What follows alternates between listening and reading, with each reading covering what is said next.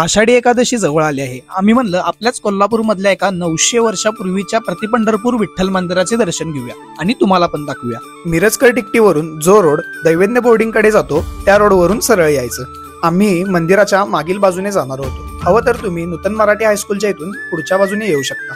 मागील बाजूस आल्यावर तुम्हाला मंदिराचे बाह्य शिल्प आणि कळस नजर येईल आणि आतमध्ये आल्यावर ओंकारेश्वर महादेव मंदिर दिसेल। महादेवांचे दर्शन घेऊन आम्ही निघालो विठुरायाचं दर्शन घ्यायला। हेमाडपंथी शैलीतील हे मंदिर प्राचीन जरी असलं तरी याचा बाह्य मंडप हा आधुनिक आणि लाकडाने बांधलेला आहे। आषाढी एकादशी निमित्त मंदिराचे रंगकाम सुरू होते। पंढरपूरप्रमाणेच मस्तकावरील किरीटावर शिवलिंग, कमरेवर ठेवलेल्या 2 हातात पद्म व शंख, कानात मकर कुंडले अशी समचरण विठ्ठल मूर्ती अतिशय सुंदर असून दोन्ही बाजूस राई व रुखुमाई काठीवर हात ठेवून उभ्या आहेत। त्यावरून या विठ्ठलाला प्रवासी विठ्ठल असंही म्हणतात। पंढरपूरप्रमाणेच 84 लक्ष जन्माच्या फेऱ्यातून मुक्ती देणारा खांब, गरुड स्तंभ, कानोपात्रा, जनाई, नामदेव पायरी, गोधन व गोपिका समवेत कृष्ण, तसेच दक्षिणमुखी मारुती आणि नवग्रह दर्शवणारे शिवलिंग आपल्याला इथेच बघायला मिळतात।